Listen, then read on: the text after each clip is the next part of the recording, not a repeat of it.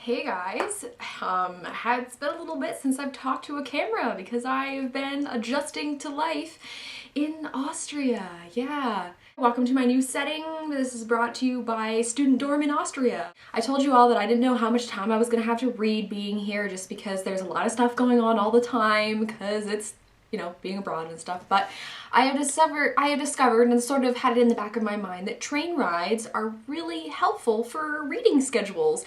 And the past 2 weekends I have gone away on relatively long train rides, so I've had a chance to finish this huge book that I'm going to talk about today, which is, of course, A Feast for Crows by George R.R. Martin, the fourth book in this A Song of Ice and Fire series, or Game of Thrones series, as it's kind of more commonly referred to as. Obviously, I have previous reviews of the other 3 books on this channel, so feel free to watch those. This book was different from the past couple of books. Now, obviously A Storm of Swords is a huge fan favorite, and it's still my favorite. But A Feast for Crows is different in the sense that we follow some completely different characters. One of the big changes is Circe. We get to see a lot from her point of view, and this really changes the feeling of the book. There's also a lot from different characters, sort of, I would consider the minor characters, actually get chapters in here. So there's really 3 main characters. There's Circe, Jaime, and Brienne.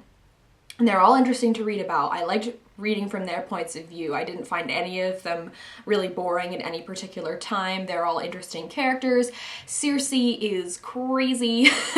Jaime, kind of what he's thinking, how he's changing, and of course Brienne, who is basically bullied, but she is a better person because she fights against it and she tries to do what's right and honorable. And so the book follows these 3 main characters, and then there's a lot of other smaller characters. I mean, we do get to see a bit of Sansa and Arya, but they, of course, in this book have to pretend to be other people. So actually during the book it actually changes. Sansa's chapters start being, going under a different name. Arya's start going under a different name. You can figure those out as you read the book. And it sort of follows more of the behind the scenes political intrigue parts again. There are no big battles in this book like there are in A Clash of Kings or A Storm of Swords.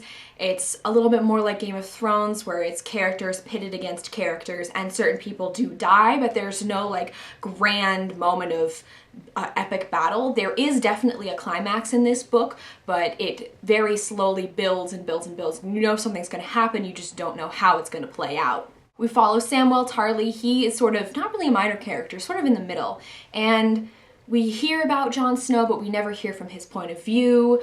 We never hear from Stannis or Davos or any of those characters, and at the end it is actually stated that this is sort of the first part of 2. A Dance with Dragons is, of course, the second part to this, and what I found kind of hilarious was at the end he was like, George R.R. Martin actually wrote a note and said, oh hey, I'm working on this book and I realized that there was too much, so I'm going to split it in 2, so keep an eye out for this book next year. This book was published in 2005.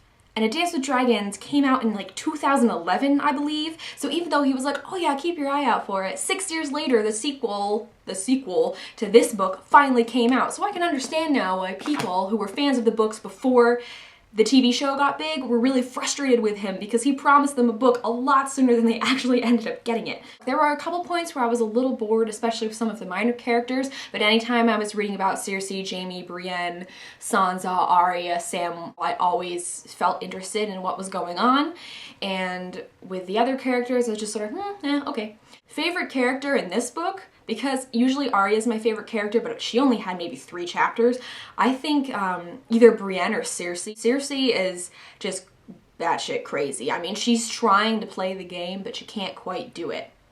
So it's interesting to watch her try and be like, I'm gonna be the queen, I'm gonna be the queen regent, and get all angry about stuff and try to bring down the Tyrells, but it just, no, not working so well for her. Brienne, I really liked getting into her head more, and she's definitely an interesting character. She's strong, but she's been hurt before, she's been bullied, she is sensitive to certain things, and I just really liked hearing her side of the story and seeing her adventure, which was kind of happening over here, where everything else is happening over here in this area. I think I would rate this book a 4.5 out of 5 stars. In the rankings of the ones that I've read so far, so not counting A Dance with Dragons, I would say Storm of Swords, A Feast for Crows, and A Game of Thrones are kind of in the middle, back and forth for the second and third spot, and then Clash of Kings is currently in 4th place for the least interesting book, although definitely still interesting. Well, I have to eventually get my hands on A Dance with Dragons. I don't currently own it because I bought this with the 4-pack of the mass paperbacks, so yeah, we'll have to see if I can find that in the near future to sort of get the other half of the story and figure out what's going on with other characters that I like reading about. Let me know below what you guys have thought of this book, and obviously try to keep it spoiler-free for people who haven't read the books yet, at least so far as A Storm of Swords goes, because the TV season is coming, but it hasn't come out yet, so let's try to keep those spoilers out. We can talk about this book spoiler-free. Just let me know what you thought, because Thank you guys very much for watching. As always, all of the links are in the doobly-doo. You can click there for our Twitter, and you can friend us on Goodreads, and if you're interested in buying this book, you can buy it via our book depository link. I'll see you later.